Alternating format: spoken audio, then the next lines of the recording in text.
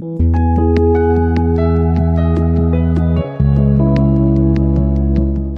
శ్రోతలు, బాగున్నారా?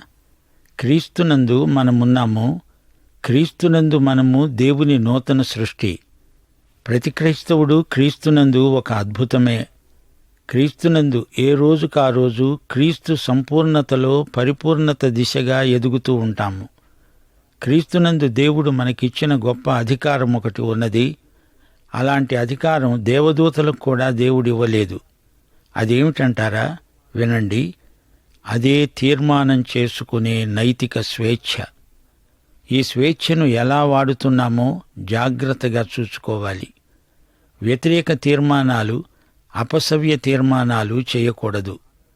ప్రేమించడానికి, ఆనందించడానికి, నిర్మించడానికి, ఓర్చుకోవడానికి, స్తుతించడానికి, స్వస్థపరచడానికి, ఇవ్వడానికి, సత్వరంగా పనిచేయడానికి, ఎదగడానికి, ప్రార్థించడానికి, ఆశీర్వదించడానికి తీర్మానం చెయ్యాలి.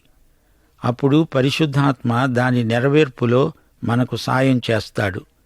క్రీస్తునందు మనం ఉండటమే కాదు, ఏది తీర్మానం చేస్తామో అది అవుతాము. క్రీస్తునందు వ్యతిరేక తీర్మానాలు చాలా ప్రమాదకరం.